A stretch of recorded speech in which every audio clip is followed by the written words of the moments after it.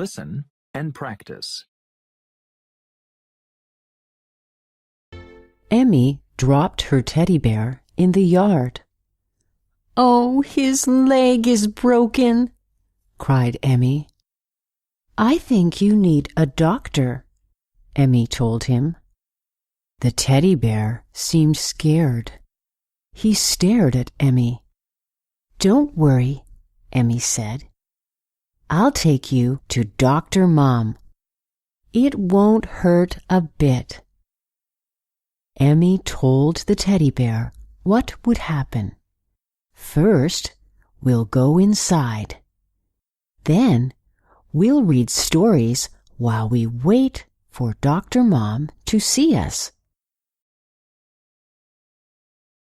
When Dr. Mom is ready, she'll look at your leg and fix it." Emmy told him that she would hold his hand. He wasn't scared anymore.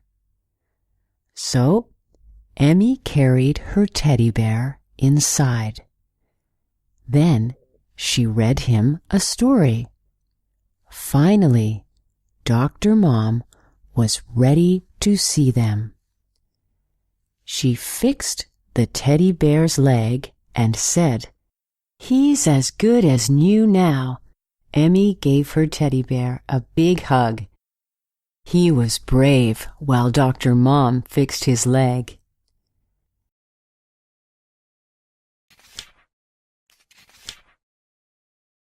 Listen and practice.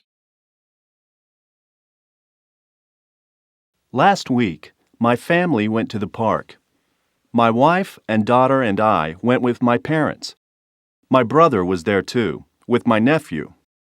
It was a really nice day. I played some soccer with my daughter, Morgan, and my nephew. Morgan is on a soccer team at school. She's getting to be pretty good, better than I am. My nephew, Austin, is a good player too.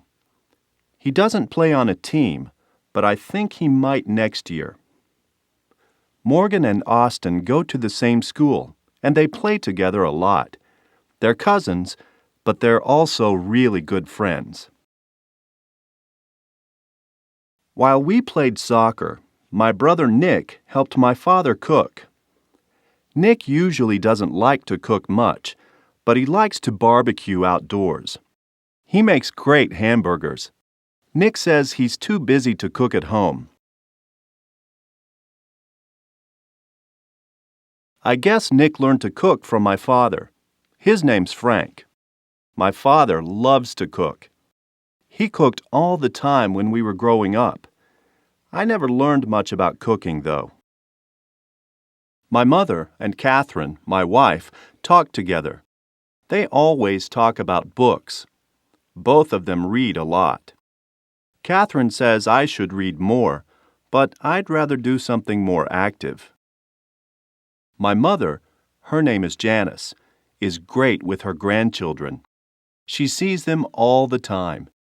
In fact, my parents are going to take the kids with them on a trip next year. I'm not sure where yet. Maybe Disneyland.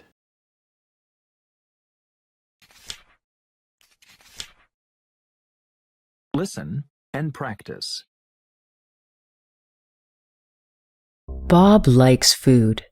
Meat, vegetables, pizza, and French fries are his favorites. He always says, "I have good, strong teeth.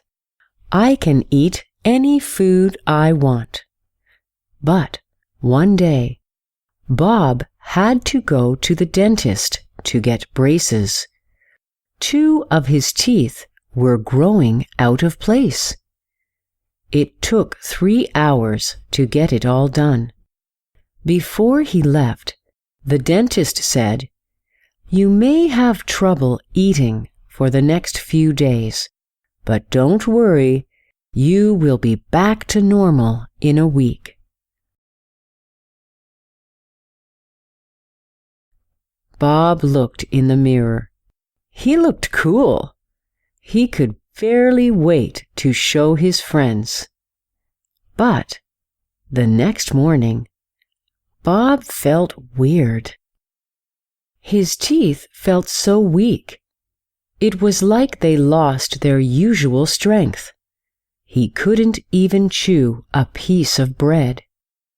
At lunch, while all his friends ate a variety of foods, Bobby could only eat yogurt and drink milk. He felt like an old man. "It's not cool at all," said Bobby to his friends. "I hate these braces," Bobby groaned. "When I get better, I am going to have a feast and eat all my favorite foods."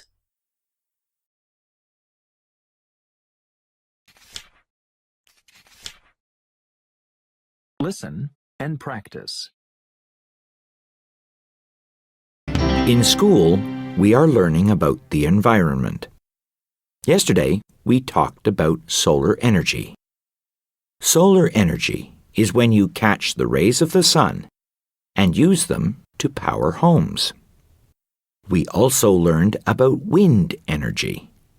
This is when big windmills catch the wind and turn it into electricity. Sure, wind and solar power are really good, but it takes a lot of money to set up a windmill or a sun collector. One day, I told my grandma about all of this. She smiled. I know that when Grandma smiles, she has a plan. When I was a girl, we had a great sun and wind-powered clothes dryer, she said. All you need is a good rope and 2 places to attach it to. Hang the clothes and let the sun and wind dry them. If you want, I can help you make a clothesline. Cool! I can't wait to tell my teacher about the new clothes dryer that we put in our house. And it all cost less than $15.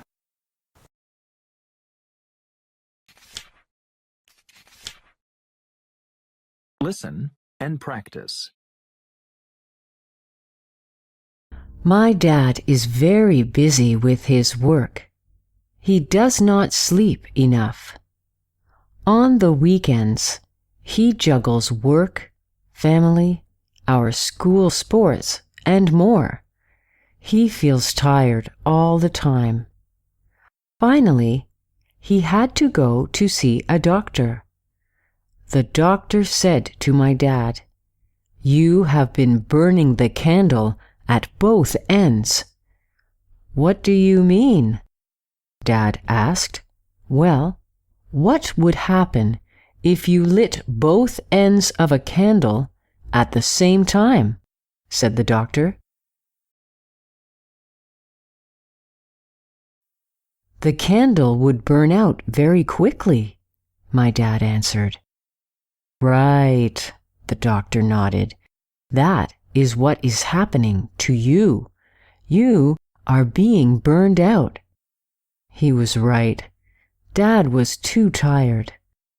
The doctor told my dad to slow down. "Do less every day," he said.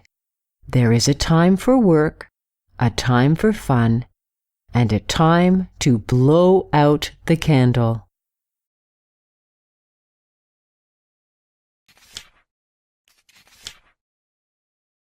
Listen and practice. If you go to the hospital in the U.S., you might see the staff wearing green uniforms. Doctors often wear green pants and green shirts. That's because green relaxes people. It helps sick people feel better. Green is also associated with plants and nature. Black. Advice from color experts can sometimes influence what people wear. For example, fashion experts recommend people wear black if they want to look thinner, because dark colors make people look thinner. So, if you're trying to look thinner, solid colors might look better than stripes or checks. Yellow. People often associate this bright color with sunshine and happy feelings. Maybe that's why yellow is a popular color for babies' clothes. Yellow is also easy to see, so some sports teams have yellow uniforms, and many information signs are yellow. Blue. When you think of the police, what color clothes do you imagine? In many places, police uniforms are blue, a color that people associate with loyalty. Blue is also a good color to wear to a job interview. It can create good feelings.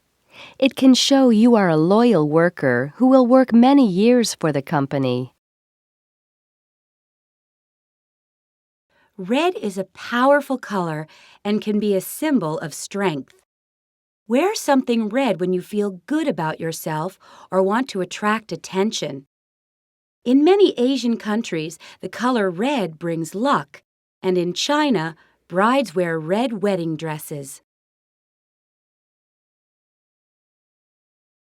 White. Brides in North America and Europe traditionally wear white dresses to symbolize purity. However, in some Asian countries, white is associated with death. In China, white gifts are brought to funerals when someone dies. In Nepal, the oldest son traditionally wears white clothing for 1 year after the death of a parent.